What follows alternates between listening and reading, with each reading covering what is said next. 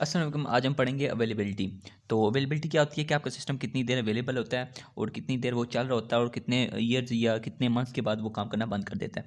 तो हर कोई चाहता है कि उसका सिस्टम अवेलेबल हो 100%, लेकिन ऐसा कोई भी सिस्टम नहीं है दुनिया में जो 100% अवेलेबल हो बजाय खुदा के सिस्टम के। तो क्या नाम है, जितना मतलब बेहतर सिस्टम होगा ज़्यादा से ज़्यादा 99% अवेलेबल होगा, उससे ज़्यादा अवेलेबल नहीं हो सकता। तो बेसिकली हम यहाँ पे पढ़ेंगे कि अवेलेबिलिटी कैसे मेजर करते हैं, कैसे फाइंड करते हैं। और वैसे तो यहाँ पे लिखा हुआ कि अवेलेबिलिटी को मेजर करना इम्पॉसिबल है, ठीक है, लेकिन फिर भी हम यहाँ पे अवेलेबिलिटी को फाइंड करेंगे, मेजर करेंगे, जितनी भी उसके फार्मूलाज हैं, और ख़ास तौर पे उसके पढ़ेंगे उसमें क्या फैक्टर्स आते हैं कि जो अवेलेबिलिटी को कम करते हैं। तो बेसिकली हम पहले फैक्टर कैलकुलेटिंग अवेलेबिलिटी पे आ जाते हैं। तो पहले तो यहाँ पे लिखते हैं अवेलेबिलिटी के नाइदर भी कैलकुलेटेड नॉर भी गारंटीड। अवेलेबिलिटी को तो हम ये कह ही नहीं सकते कैलकुलेट हो सकती है और गारंटीड हो सकती है, लेकिन इसको रिपोर्ट किया जा सकता है मैंने system has run for some years, कि जब सिस्टम कुछ सालों के लिए रन कर लिया हो। मतलब कि अगर कुछ सालों के लिए सिस्टम चल गया है और कुछ 5 साल या 6 साल बाद जो ज़्यादा से ज़्यादा कंप्यूटर एक ऑफिस में पड़े हैं वो ख़राब हो रहे हैं, तो इसका मतलब उसकी अवेलेबिलिटी हमें पता चल गई है कि वो एटलीस्ट 5 से 6 साल वो नॉर्मल कंप्यूटर चल जाते हैं। जैसे कि नॉर्मल कंप्यूटर ये होता है कि यूएसए में जो ऑफिस कंप्यूटर होते हैं 5-6 साल बाद या 2-3 साल बाद बदल दिए जाते हैं, क्योंकि उन्हें पता होता है कि हाँ इतना ही कंप्यूटर चल गया है तो अब यहाँ पे ही जाकर डाउन हो सकता है। तो वो कंप्यूटर पाकिस्तान में भेज दिए जाते हैं, तो पाकिस्तान वाले उसको रिफर्बिश्ड करके वापस हमें सेल कर देते हैं। है तो over the years much knowledge and experience is gain how to design high available system. High available system design करने के लिए कुछ पॉइंट्स उन्होंने दरकार किए हैं जो आपको मदद करेंगे एक अवेलेबल सिस्टम डिज़ाइन करने के लिए। Fail over, redundancy, structure programming, avoiding single point of failure, implementing system management, ये सारे इसके पॉइंट्स हैं जिनको हम आगे जाके डिस्कस करेंगे। अच्छा, तो अगर हमें अवेलेबिलिटी करनी है तो उसको हम परसेंटेज में अवेलेबिलिटी कैलकुलेट करने के लिए हम इसको परसेंटेज में एक्सप्रेस करेंगे। और क्या नाम है, इसको कैलकुलेट करने के लिए हम ये इसका एक फार्मूला है आगे में आएगा, वो मैं आपको बता दूंगा। टिपिकल ये वो तो सारा ये थ्योरी आप पढ़ सकते हैं खुद ही। खैर, it is good to practise agree on maximum frequency of availability the mean time. हाँ, आप आते हैं MTBF एंड MTTR पर। ठीक है, पीछे मैंने आपको छुड़वाया इसलिए क्योंकि वो सारा थ्योरिकली है, वो आप पढ़ लें तो ज़्यादा बेहतर रहेगा, क्योंकि उसका समझाने का इतना कोई मकसद नहीं है। खैर, तो MTBF एंड MTTR का क्या मतलब है? MTBF यानी मीन टाइम बिटवीन फेलियर, और MTTR यानी mean time to repair. Mean time between failure क्या होता है? The average time that passes between failures. वो टाइम जिसके दौरान फेलियर्स होता है, ठीक है, जिसके दौरान जो सिस्टम फेल होता है। और वो मीन टाइम टू रिपेयर वो टाइम जिसके अंदर रिकवर, जो सिस्टम फेल हुआ होता है वो रिकवर हो जाता है। ठीक है, तो ये दो इन पे बहुत फोकस होगा कैलकुलेशन के लिए, वो जो हम आगे फार्मूले में देखेंगे। ये आप देख लें कॉलम, जिसमें ये बता रहा है कि हार्ड डिस्क का MTBF क्या है, मीन टाइम बिटवीन फेलियर क्या है, कि कितने 7,50,000 घंटे ये चल जाता है, ये हार्ड डिस्क चल जाती है। पावर सप्लाई कितने घंटे चल रही है, कितने हॉर्स चल रही है? 1 लाख हॉर्स चल रही है। फ़ैन कितने हॉर्स चल रहा है? 1 लाख हॉर्स चल रहा है। ईथरनेट, ये सब कुछ अपने अपने टाइम पर जब उनका टाइम आ जाता है तो ये काम करना बंद कर देते हैं। उसके बाद जनाब कहते हैं कि MTTR कैन केप्ट लो। अच्छा, मीन टाइम टू रिपेयर को हम कम से कम रख सकते हैं, कैसे बताता हूँ। अच्छा, having a service contract with the supplier, जो आपको सिस्टम सप्लाई कर रहा है उसके साथ एक कॉन्ट्रैक्ट कर लें कि आपके पास आके जब वो कंप्यूटर ख़राब वगैरह होंगे तो वो ठीक करके जाएगा। Having spare parts on site, उसी जगह पे आपके पास पार्ट्स होने चाहिए, स्पेयर पार्ट्स, जो एक्स्ट्रा पार्ट्स होने चाहिए ताकि वो रिपेयर कर सके। Automated redundancy and fail over, जो आप रिडंडेंसी होता है, रिडंडेंसी डुप्लीकेशन, ठीक है, तो ऑटोमेटेड खुद ही ऑटोमेटेड रिडंडेंसी उसकी डुप्लीकेशन हो सके उसके पार्ट्स की। और फेल ओवर वाली सिचुएशन, ऑटोमेटिकल स्विच ओवर जो होता है, फेल ओवर का मतलब होता है automatic switch over to a standby system किया जा सके। है स्टेप्स 2 जो ये रिक्वायर होते हैं रिपेयर करने के लिए, MTTR करने के लिए, मीन टाइम टू रिपेयर। अच्छा, पहले तो आपको नोटिफिकेशन मिलना चाहिए इस फ़ॉल्ट का कि आपकी फ़ॉल्ट क्या हुई है। उसके बाद उसका अलार्म बजना चाहिए, कि आपको अलार्म का पता चलना चाहिए कि आपको अलार्म ऑन करना चाहिए, कि ताकि पता चल जाए कि भाई सिस्टम को रिपेयर करने का टाइम आ गया, सिस्टम फेल हो गया। Finding the root cause of the error, system का एरर का रूट काज फाइंड करें, क्या वजह बनी कि वो एरर आया। लुकिंग अप रिपेयर इन्फॉर्मेशन, जो इन्फॉर्मेशन है रिपेयर सिस्टम की वो साथ अक्सर वक्त दी जाती है। एक नोटबुक सी होती है, ये एक छोटी सी वो होती है, क्या कहते हैं उसे, कॉपी होती है, एक डायरी सी होती है जिसमें इन्फॉर्मेशन दी गई होती है कि उसको इस तरह रिपेयर करना है। Getting a spare component from storage, और अपनी जो स्टोरेज जिसमें आपने स्पेयर कंपोनेंट रखा हुआ है जो भी हमने पीछे पढ़ा है वो आप लाएँ। Having a technician come to the data centre with the spare part, data centre में आप टेक्नीशियन को बुलाएं और स्पेयर पार्ट्स के साथ बुलाएं और उसको रिपेयर करें, फिजिकल रिपेयरिंग द फॉल्ट, और रिस्टार्ट करें, टेस्ट करें। तो बेसिकली ये सारे जो पॉइंट्स हैं ये बताते हैं कि आपको किस तरह रिपेयर करना है सिस्टम, और किस तरह में पता चलेगा या सिस्टम को रिपेयर करने का टाइम आ गया। अच्छा, आप कैलकुलेटिंग अवेलेबिलिटी, अब यहाँ से मैं आपको बता रहा था कि अवेलेबिलिटी को कैसे कैलकुलेट करेंगे। आपको ये फार्मूला यूज़ करना है, availability equals to MTBF, mean time between failure, जो नीचे लिखा हुआ है। ये आपको अगर कोई भी दे दे स्टेटमेंट तो आप ऊपर मीन टाइम बिटवीन फेलियर में नीचे जो स्टेटमेंट में लिखा होगा ना, मीन टाइम 1 लाख या 2 लाख जो भी उन्होंने दिया होगा वो लिखेंगे, और नीचे mean time between failure plus mean time till repair को ऐड करेंगे, ठीक है, ऊपर से डिवाइड करेंगे और मल्टीप्लाई बाय 100% करके इसकी टोटल जो अवेलेबिलिटी है वो फाइंड करेंगे, ठीक है। तो ये आपको फार्मूला दिया गया है, ये आपने यूज़ करना है। सीरियल कंपोनेंट्स के साथ डायरेक्ट आपने मल्टीप्लिकेशन करनी है, सीरियल कंपोनेंट यानी वन कंपोनेंट के थ्रू। जो पहला वाला है ना, पावर सप्लाई जब ख़राब होती है तो फ़ैन ख़राब हो जाता है, फ़ैन ख़राब होती है तो सिस्टम बोर्ड नहीं चलता, सिस्टम बोर्ड नहीं चलता तो मेमोरी नहीं चलती, मेमोरी नहीं चलती, ये सारा एक ही प्रोसेस के थ्रू हो जाता है, मतलब एक ही कंपोनेंट के थ्रू ख़राब हो जाता है सारा। इसलिए आपको ये ठीक करने के लिए, आपको कैलकुलेट करने के लिए इसकी अवेलेबिलिटी आपको सबसे मल्टीप्लाई करना पड़ेगा, सबकी अवेलेबिलिटी से मल्टीप्लाई करना पड़ेगा जो आपको दी गई हो शायद। तो उसके बाद आते हैं मल्टीपल कंपोनेंट, पैरेलल कंपोनेंट, यानी एक डिफेक्ट जो होता है ना, मतलब कि काफ़ी सारे मल्टीपल कंपोनेंट्स में डिफेक्ट होता है, तो एक दो कंपोनेंट में डिफेक्ट होता है तो उसके जो साथ जो काफ़ी सारे कंपोनेंट्स होते हैं वो डिफेक्टेड हो जाते हैं, या 3 कंपोनेंट्स के साथ डिफेक्ट होता है तो काफ़ी सारे जो इसके साथ कंपोनेंट्स होते हैं वो डिफेक्ट हो जाते हैं, इसे पैरेलल कंपोनेंट्स डिफेक्ट कहते हैं। तो क्या नाम है, इसको करने के लिए आपको क्या करना है, ये फार्मूला यूज़ करना है। तो इसमें A=1 माइनस 1 ए की पावर 1 में आपने ऊपर वाला जो फर्स्ट वाला है ना पावर सप्लाई, उसकी अवेलेबिलिटी जब आपको मिल जाए तो वो आपने फार्मूला इनपुट कर देना, जैसे नीचे 0.99 इनपुट हुआ है, होल पावर 2।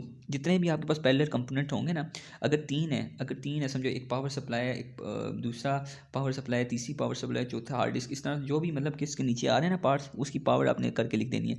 मतलब 3 है तो 3 लिख देनी है, पावर 3 लिख देनी है, 4 पार्ट्स हैं तो 4 लिख देनी है, 5 पार्ट्स है तो 5 लिख देनी है, 6 पार्ट्स है तो पावर 6 लिख देनी है, और फिर उसके हल कर लेना है इसको और उसकी अवेलेबिलिटी फाइंड कर लेनी है, ठीक है। Sources of unavailability.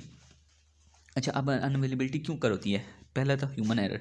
अच्छा, इंसान की गलतियों की वजह से भी अवेलेबिलिटी होती है, और क्या नाम है, ज़ाहिर इंसान गलतियों का पुतला है तो इंसान गलतियां बहुत ज़्यादा करते हैं, तो इस वजह से अवेलेबिलिटी अकर होती है। तो इसमें कौन सी अवेलेबिलिटियाँ हो सकती हैं, किस वजह से अकर हो सकती हैं, वो ये हैं।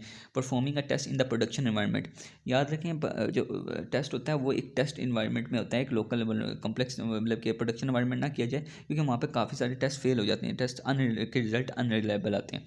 तो इसलिए कोशिश करें कि एक टेस्ट है ना, एक हायर्ड एनवायरनमेंट में किया जाए, एक लोकल एनवायरनमेंट जो आप एक्स्ट्रा टेस्ट के लिए बनवाएं। तो switching off the wrong component to for repair, ये तो आप पढ़ ही सकते हैं। Swapping a good working disk, एक जो हार्ड डिस्क हो ओरिजिनल जो काम कर रही हो उसको बदले में आप एक ख़राब डिस्क के साथ आप रिप्लेस करवा लें। और restoring the wrong backup tape to production, जो गलत बैकअप की टेप हो वो आप प्रोडक्शन में रिस्टोर करवा लें, ठीक है। Accidentally removing files, accidentally removing database, ये आपको समझ आई होगी है। सोर्सेज ऑफ अनअवेलेबिलिटी में दूसरा पार्ट है सॉफ्टवेयर बग्स। सॉफ्टवेयर बग्स में आता है कि बहुत सारे, ज़ाहिर है सॉफ्टवेयर जितने भी होंगे उनमें कोई भी सॉफ्टवेयर 100% बग फ्री नहीं होता, तो जितने सॉफ्टवेयर में बग होंगे उसकी वजह से अनअवेलेबिलिटी अकर हो सकती है। जैसे कि application software bugs can stop in entire system, अगर कोई एप्लीकेशन सॉफ्टवेयर में कोई स्पेसिफिक बग है जो उस सिस्टम को पूरा भी बंद कर सकता है, तो वो एक प्रॉब्लम बन सकती है अनअवेलेबिलिटी की। ऑपरेटिंग सिस्टम भी हो सकते हैं, जैसे कि अगर कोई सिस्टम ऑपरेटिंग सिस्टम करप्ट है तो पूरा सिस्टम उससे ख़राब हो सकता है और पूरा सिस्टम डिस्ट्रॉय भी हो सकता है, तो ये अनअवेलेबिलिटी का अकरेंस बन सकती है। अब आती है प्लान मेंटेनेंस की, हम उसको अवेलेबिलिटी को मेंटेनेंस कैसे उसकी करें और इसको बंद काम करने की कैसे उसको कोशिश करें।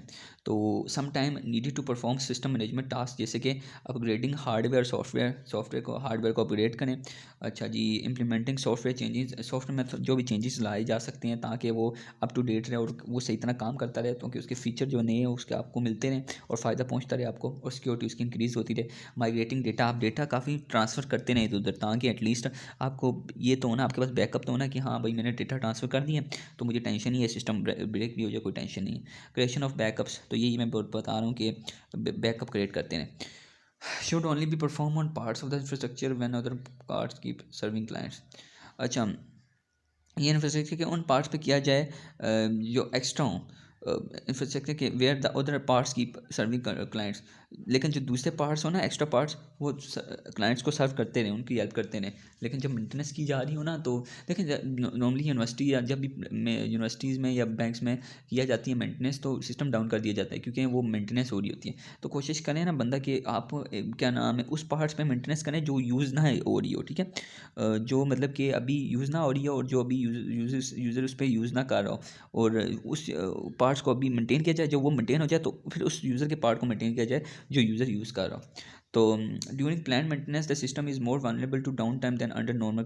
सही बोल रहा है कि यूज़र जो होता है ना इस मेंटेनेंस के टाइम पे ज़्यादा अनअवेलेबिलिटी का अकरेंस होती है, क्योंकि इसमें अब मेंटेनेंस हो रही होती है, तो ज़ाहिर है वो जो सिस्टम हो रहा होता है वो डाउन होता है, उसमें चेंजेस हो रहे होते हैं, तो वो जो ओरिजिनल मतलब उसकी परफॉर्मेंस होती है वो डाउन हो जाती है और सिस्टम डाउन हो जाता है। और फिर उसके बाद आप यूज़र जो होता है वो एक्सेस नहीं कर पाता। जैसे बैंक्स में सिस्टम ज़्यादातर डाउन हो जाता है, जब यूनिवर्सिटीज़ के CMSs होती हैं वो उसके सिस्टम डाउन कर दिए जाते हैं, जब उनकी मेंटेनेंस की जाती है तो वो थोड़ा ऊपर नीचे हो जाता है। लेकिन चलो वो मेंटेनेंस के लिए ज़रूरी होता है, वरना मेंटेनेंस ना की जाए तो वो सिस्टम को क्रैश भी कर सकता है। उसके बाद फिजिकल डिफेक्ट्स होते हैं जो क्या अकर करते हैं अवेलेबिलिटी को। Everything break down eventually, physical part तो ज़ाहिर है ब्रेक डाउन हो ही जाते हैं, मैकेनिकल पार्ट भी ब्रेक डाउन हो जाते हैं। जो fans for cooling equipment usually break because of dust in the bearing. Fans जो होते हैं कूल करने के लिए जो यूज़ होते हैं सिस्टम को, वो डस्ट की वजह से जो रेत शेत लगी होती है उसकी वजह से वो बेरिंग में जो लगी होती है उसकी वजह से ख़राब हो जाते हैं। Disk drives contain moving part, disk drive जिनके मूविंग पार्ट्स होते हैं वो ज़्यादा ख़राब होने का शिकार होती हैं, तभी SSDs इतनी देखा गया तो SSD इतनी वो नहीं होती क्या क्रैश, जबकि हार्ड डिस्क सबसे ज़्यादा हार्ड डिस्क क्रैश होती हैं। अच्छा की जगह, अच्छा टेप्स हो गई, टेप ड्राइव्स होगी, इनकी हर की अपनी अपनी वल्नरेबिलिटी है, ठीक है। ठीक है। अच्छा, सोर्सेज ऑफ अनअवेलेबिलिटी में आ जाता है बार तब कर्व। अच्छा देखा जाए तो जो सिस्टम अगर नया नया है और वो अच्छा परफॉर्म कर रहा है तो वो आखिर तक भी अच्छा परफॉर्म करता रहेगा, और अगर सिस्टम शुरू में ही अच्छा परफॉर्म नहीं कर रहा तो वो आखिर तक अच्छा परफॉर्म नहीं करेगा। तो ये कर्व बता रही है कि अगर सिस्टम एक when a component still works after first month it is likely it will continue working without failure until the end of to life. देखा ये कह रहा है a component failure is most likely when the component is new. तो जब तक component new है उसका फेलियर हो सकता है, अगर उसका फेलियर नहीं हुआ तो वो काम आखिर तक करेगा। तो ये आपको बात तब कर श्योर करवाती है कि हाँ ये चीज़ अगर फेल नहीं हो रही तो ये आखिर तक काम करेगी। तो ये आप इसको समझ लें, बात तब कर को देख लें अगर आपको देखनी है तो। बाकी हम आ जाते हैं sources of unavailability environmental issues पर। एनवायरमेंटल इश्यूज़ में आ जाते हैं कि जो काज करते हैं डाउन टाउन फेलिंग फैसिलिटीज़, जैसे पावर, कूलिंग, डिजास्टर में फायर, अर्थक्वेक और फ्लडिंग। तो फेलिंग फैसिलिटी, पावर ज़ाहिर नहीं होगी तो कैसे सिस्टम चलेंगे, कूलिंग नहीं होगी तो कंप्यूटर गर्म होकर ख़राब हो जाएंगे। अर्थक्वेक में तो ज़ाहिर आपको पता ही है, इसमें और डिफरेंट सिचुएशन होती हैं। सैलाब में अगर कंप्यूटर डूब जाएँ सारे, अर्थक्वेक में कंप्यूटर डिस्ट्रॉय हो सकते हैं, फायर से कंप्यूटर जल सकते हैं, सारे तबाह हो सकते हैं। अच्छा, कम्प्लेक्सिटी ऑफ इंफ्रास्ट्रक्चर। अब मैंने पीछे ही हमने शुरू में पढ़ा था कि इंफ्रास्ट्रक्चर अब कम्प्लेक्स हो गया, तो जितना कम्प्लेक्स इंफ्रास्ट्रक्चर होता है उसको फिर अवेलेबिलिटी उसमें ज़्यादा अक्कर होती है। Adding more component to an overall system design can undermine high availability.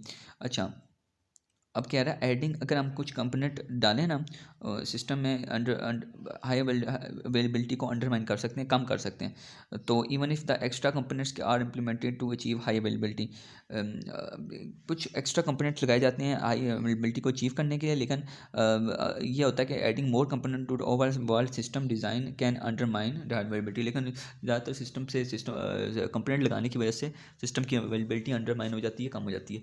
अच्छा, complex system have more potential points of failures. ज़ाहिर है कम्प्लेक्स सिस्टम, अगर सिस्टम इतना कम्प्लेक्स है, हार्डवेयर ज़्यादा रिक्वायर कर रहा है, उसको सॉफ्टवेयर की ज़्यादा रिक्वायर्डेशन है उसकी, तो सिस्टम की ज़्यादा पावर चाहिए, तो ये सारा सिस्टम उसका अनअवेलेबिलिटी ज़्यादा करता है। Are more difficult to implement quickly और हार्डर टू मैनेज, और इनको मैनेज करना बड़ा मुश्किल होता है। Sometime it is better to just have an extra spare system in the closet than to use complex system. तो ये वही कह रहा है कि आपके पास एक एक्स्ट्रा सिस्टम होना चाहिए आपके क्लोजेट में, जो भी आपका वो स्टोरेज रूम है, कम्प्लेक्स रिजेंटेड सिस्टम के बजाय। तो जितना मतलब कि आप कम्प्लेक्स सिस्टम अपने पास रखेंगे उतना चांस है कि आपके पास अनअवेलेबिलिटी ज़्यादा करोगे। अब आती है हम इसको अवेलेबिलिटी को कम कैसे करें, रिडंडेंसी के थ्रू। रिडंडेंसी यानी duplication of critical component in a single system to avoid a single point of failure. Single point of failure को अवॉइड करने के लिए, सिंगल पॉइंट ऑफ फेलियर यानी एक कंपोनेंट जब क्रैश हो जाता है तो वो सिंगल पॉइंट ऑफ फेलियर कहलाता है। कि मतलब कि अगर कोई मतलब कि हार्ड डिस्क क्रैश हो जाती है तो फिर उसकी वजह से सिस्टम भी क्रैश ही हो जाता है तकरीबन, क्योंकि जो हार्ड डेटा है वो हार्ड डिस्क में सेव होता है। तो फिर उसकी वजह से एक सिस्टम की वजह से सिंगल पॉइंट ऑफ फेलियर की वजह से पूरा सिस्टम क्रैश हो जाता है। तो रिडंडेंसी होना जरूरी है, क्योंकि फिर वो आपके पास एक्स्ट्रा स्पेयर पार्ट हो, तो डुप्लीकेट प्रोडक्ट हो, कंपोनेंट हो, तो आप उससे उस चीज़ को टैकल कर सकते हैं। Example, a single component having two power supplies, if one fails the other takes over. यही बता रहा है कि अगर एक कंपोनेंट ख़राब होगा तो दूसरा उसको कवर कर लेगा। तो उसके बाद आता है real networking interface, redundant cabling, ये वगैरह सारी बता रहे कि एक्स्ट्रा केबल्स होते हुए फेल ओवर। उसके बाद आता है हमारे pass fail over. Fail over is the semi automatic, ये जो मैंने आपको ऊपर बताया था फेल ओवर क्या होता है, automatic switch over to a standby system और कंपोनेंट। फेल ओवर जो होता है वो एक छोटा मतलब कि ऑटोमेटिक स्विच ओवर होता है स्टैंड बाय सिस्टम पर। मतलब ये ऑटोमेटिकली स्विच हो जाता है, जैसे कि विंडोज सर्वर का फेल ओवर क्लस्टरिंग। विंडोज़ के जो सर्वर होते हैं जब फेल होते हैं तो वो ऑटोमेटिकली स्विच कर जाते हैं अगले उस पर जो काम कर रहा होता है सर्वर पर। VMware higher availability, Oracle की रियल एप्लीकेशंस की सर्वर्स क्लस्टर्स वगैरह, ये सारा उसका जो है ना एग्जाम्पल में आ जाता है। तो ये इससे अवेलेबिलिटी बढ़ सकती है। Fall back is the manual switch over. तो basically fail over automatic switch over है, fall back manual switch over है। तो typical used in the disaster recovery, ज़्यादातर ये तब यूज़ होते हैं जब आपको मतलब डिजास्टर सिचुएशन में टैकल करना पड़े, डिजास्टर सिचुएशन रिकवर करना पड़े। 3 बेसिक इसकी फॉर्म है, hot site, cold site, warm site. तो हॉट साइट में होता है आपके पास पूरा सिस्टम मौजूद होता है, सारा सिस्टम इक्विप्ड होता है, आपके पास एप्लीकेशन इंस्टॉल होती है, आपके पास ऑफिस वगैरह बिजनेस एप्लीकेशन सब इंस्टॉल होती है, हार्डवेयर अवेलेबल होता है, लेकिन इसकी मेंटेनेंस इसको आपको अपडेट रखना पड़ता है, तो ये थोड़ा मसला होता है। लेकिन इससे एटलीस्ट आपको फ़ायदा ये होता है कि आपके पास सारा एक ही रूम में सारा चीज़ें अवेलेबल होती हैं, तो इससे ये हार्ड साइट इसे कहते हैं। और ये आपको application be sure that site accurately mirrors the state of production site at the time. तो अगर आप इसकी कांस्टेंट करते रहेंगे मेंटेनेंस तो ये आपको एक्यूरेट रिजल्ट देगा, एक्यूरेट आपके जो है ना मिरर्स करेगा the state of production site at the time. उसके बाद आते हैं कोल्ड साइट पर। कोल्ड साइट ये सिस्टम आपके पास अवेलेबल होता है, आपके पास क्या नाम है ऑलरेडी हार्डवेयर अवेलेबल होता है ऑन द साइट, बट लेकिन आपको एप्लीकेशन नहीं will need to be installed. आपको एप्लीकेशन नहीं इंस्टॉल मिलती, आपको एप्लीकेशन इंस्टॉल करनी पड़ती है, and connect data fully restore from backups. If organisation as very little budget for a fall back site, a cold site में be better than working. Cold site is a backup site या emergency site भी use होती है, वरना कि मतलब कि आपके पास सारा इक्विपमेंट रेडी होता है लेकिन वो ओरिजिनल साइट पर नहीं होता, वो बैकअप साइट पर होता है, ठीक है। तो बेसिकली ये ज़्यादातर ऑर्गेनाइजेशंस होती हैं ना, इनके पास अगर बजट नहीं है इतना तो वो कोल्ड साइट पर जा सकती हैं। तो फॉल बैक वार्म साइड पे आ जाते हैं। फॉर्म वार्म साइड यानी a computer faculty readily available with power supply cooling computer but the application may not be install और कन्फिगर। अच्छा, इसका भी ये है कि वार्म साइड मिक्स होता है कोल्ड और हॉट साइड का, और इसमें आपके पास सारा सिस्टम अवेलेबल होता है, एप्लीकेशन इंस्टॉल नहीं होती। Mix between a hot side and cold side, application data must B restore from a backup media tested. जो एप्लीकेशन होता है वो एक बैकअप डिस्क से रिकवर किया जाता है, और ये पूरा दिन भी ले सकता है, टिपिकली टेक्स अ डे, ठीक है। अब आ जाते हैं बिजनेस कंटिन्यूटी पर। बिजनेस कंटिन्यूटी, अब बिजनेस कंटिन्यूटी से मुराद है कि डिजास्टर सिचुएशन में आप कैसे रिकवर करेंगे, ठीक है। डिजास्टर सिचुएशन में आपको कैसे रिकवरी करनी है, तो इसमें आ जाते हैं flood, hurricane, tornadoes, man made disaster जैसे hazardous material spills, infrastructure failures, bioterrorism वगैरह में आ जाते हैं। अभी मैं इसको बता देता हूँ। In case of disaster the infrastructure could become unavailable. अच्छा, डिजास्टर सिचुएशन में इंफ्रास्ट्रक्चर जो होता है वो अनअवेलेबल हो जाता है इन सब cases for longer period of time, काफ़ी लंबे अरसे के लिए। सो बिजनेस कंटिन्यूटी मैनेजमेंट में इंक्लूड होता है IT managing business process, availability of people and work places in disaster. तो ये सारा आईटी मैनेजिंग बिजनेस प्रोसेस, ये सारा अवेलेबल लोगों की अवेलेबिलिटी वर्क प्लेस में डिजास्टर सिचुएशन में भी अवेलेबिलिटी उनकी होनी चाहिए ताकि वो काम कर सकें, तो ये बिजनेस कंटिन्यूटी मैनेजमेंट कहलाता है। तो disaster recovery planning DRP contain a set of measures. Disaster recovery planning में वो मेजर लिए जाते हैं जिससे जिसमें डिजास्टर से रिकवर किया जाता है, ठीक है। डिजास्टर से सारा डेटा जो होता है, सारा सिस्टम रिकवर किया जाता है। कहता है एक मिनट को, accommodating in an alternative location must be, कि जो आईटी का इंफ्रास्ट्रक्चर अगर डिजास्टर डिज़ास्टर रिकवरी प्लानिंग में आपने करना होता है कि आपने दूसरी लोकेशन पर, अल्टरनेट लोकेशन पर अकोमोडेट करना होता है। उसके बाद आता है RTO एंड RPO। RTO यानी रिकवरी टाइम ऑब्जेक्टिव, और RPO यानी रिकवरी पॉइंट ऑब्जेक्टिव। RTO का यानी the maximum duration of time which takes business process must be restored after disaster in order to avoid unacceptable consequences। अब इसमें आ जाता है कि जो मैक्सिमम टाइम लगता है एक बिजनेस प्रोसेस को रिकवर करने के लिए आफ्टर डिजास्टर सिचुएशन, उसे कहते हैं हम RTO। ठीक है, जो मैक्सिमम टाइम लगता है बिजनेस प्रोसेस को रिकवर करने के लिए एक डिजास्टर सिचुएशन में, उसे कहते हैं RTO। RPO क्या होता है? The point in time to which data must be recovered. Data recover करने के लिए जो टाइम लगता है उसे कहते हैं हम RPO। ठीक है, कंसिडरिंग सम एक्सेप्टेबल लॉस, कोई चलो लॉस भी हम बर्दाश्त कर लेते हैं इसमें इन डिजास्टर सिचुएशन। सो ये डिफरेंट RTO और RPO are different individual objectives. So इनका इतना ये इससे रिलेटेड नहीं है। ठीक है, तो खैर स्टूडेंट्स, ये आज के लिए इतना ही था, और मेरी अब स्लाइड ख़त्म होगी और हम आगे पढ़ेंगे परफॉर्मेंस।